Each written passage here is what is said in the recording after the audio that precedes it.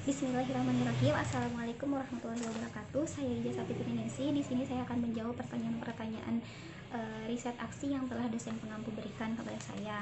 Yang pertama yaitu apa itu riset aksi? Riset aksi di sini adalah suatu proses penelitian yang dilakukan untuk memecahkan masalah baik langsung atau tidak langsung atau melalui proses reflektif dari masalah progresif yang dilakukan oleh suatu individu atau bekerja dengan orang lain atau dalam satu tim, sebagian bisa dikatakan sebagian komunitas secara komunitas sasaran untuk memperbaiki cara mereka mengatasi masalah dan memecahkan suatu masalah tersebut.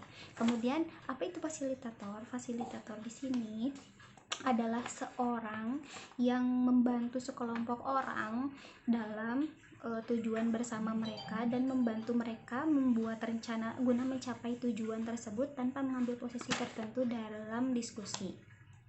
Kemudian yang ketiga itu apa itu partisipan?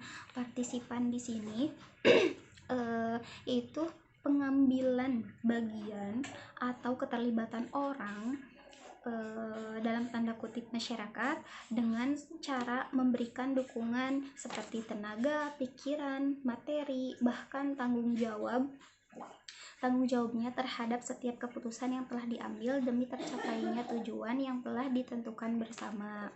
Kemudian selanjutnya ada apa itu lobby dan negosiasi. Lobby di sini merupakan suatu upaya pendekatan yang dilakukan oleh suatu pihak yang memiliki kepentingan tertentu untuk memperoleh dukungan dari pihak lain yang dianggap memiliki pengaruh atau wewenang dalam upaya pencapaian tujuan yang ingin mereka capai. Nah, sedangkan negosiasi adalah suatu proses perundingan antara para pihak yang berselisih atau berbeda pendapat tentang permasalahan itu sendiri. Kemudian pertanyaan yang kedua yaitu mengapa relasi pembelajaran riset aksi subjek-subjek. Nah, di sini saya menjawab karena dalam relasi belajar riset aksi ini tidak bisa kita menjadikan masyarakat sebagai objek. Mengapa? Apabila begitu, tidak menutup kemungkinan maka masyarakat tidak akan mandiri dalam menangani atau mencapai suatu tujuan yang ingin dicapainya. Karena di sini kita sebagai pemberdaya, niat kita itu ingin membantu masyarakat untuk mencapai apa yang ia cita-citakan, apa yang ingin masyarakat itu capai. Jadi mendampingi, tidak sepenuhnya memberikan, seperti itu. Kemudian yang ketiga, penjelasan kembali tentang siklus riset aksi dari Sisdamas. Ya, di sini ada tahapan siklus riset aksi Sisdamas. Yang pertama yaitu sosialisasi awal. Nah, sosialisasi awal ini dilaksanakan pada pertemuan formal pertama oleh masyarakat sebagai hasil transit atau penelusuran wilayah observasi peserta. Kemudian rempuk warga.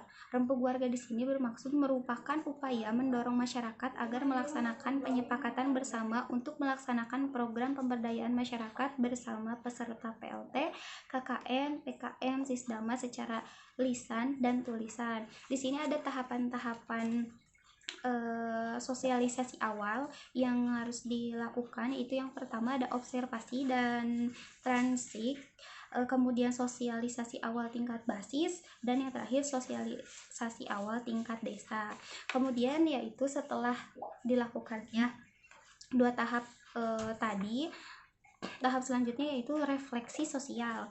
Nah, dalam refleksi sosial ini yaitu diantaranya yang dilakukan adalah mengidentifikasi masalah, mencari akar penyebab masalah, indikator keberdayaan menurut masyarakat, mengetahui indikator keberdayaan menurut masyarakat, kemudian mengetahui harapan masyarakat, yang terakhir itu menyusun RKTL.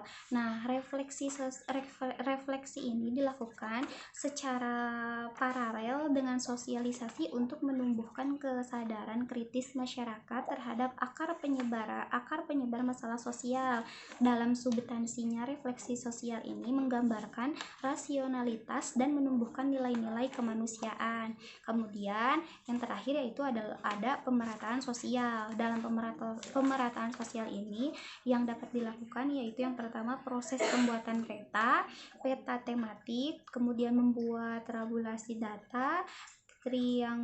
data, kemudian membuat peta yang disamakan, kemudian dibuat tema ekonomi, lingkungan, dan manusia. Kemudian membuat tabel atau tabulasi, adanya dokumentasi, kemudian potensi seperti bidan, dokter, atau sungai bersih, potensi apa yang ingin dicapai, kemudian data diamankan, kemudian bentuk organisasi masyarakat seperti DKM, Karang Taruna, dan yang lainnya. Nah, dalam soal terakhir ini yaitu soal yang keempat,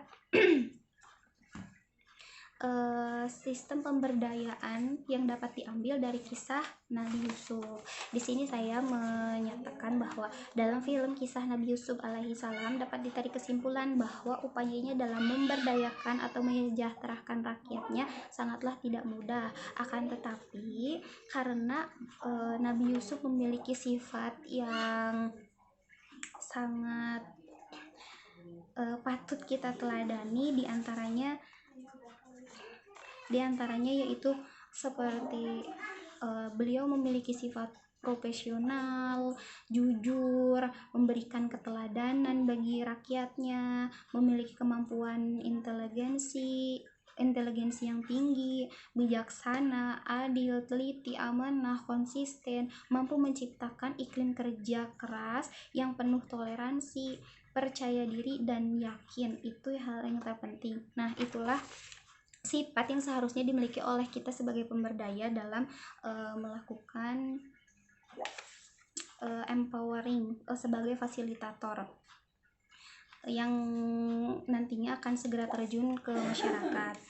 Kemudian selain daripada itu juga terdapat pada kisahnya Nabi Yusuf alaihi salam dalam pemberdayaan bisa diangkat dari bagian cerita ketika beliau menjabat sebagai bendahara Mesir. Nah, ketika itu negara Mesir mengalami krisis ekonomi. Akan tetapi dengan kesadaran akan datangnya bahaya krisis telah muncul jauh sebelum krisis itu sendiri terjadi, dan segala upaya dilakukan untuk memperkuat fundamental ekonomi dan persediaan pangan untuk menghadapi krisis. Kemudian dengan kesadaran tersebut, rakyat secara mental telah siap menghadapi krisis dan penuh dengan sikap percaya diri sehingga tidak melakukan tindakan anarki yang menimbulkan gejolak-gejolak. Nah, kemudian adanya keterbukaan, kebebasan berpikir, dan mengemukakan pendapat saat-saat menjelang datangnya krisis yang dilalui bangsa Mesir. Maka dengan begitu Nabi Yusuf dengan bangsa Mesir berhasil melewati masa-masa krisis tersebut. Mungkin cukup sekian dari saya. Wassalamualaikum warahmatullahi wabarakatuh.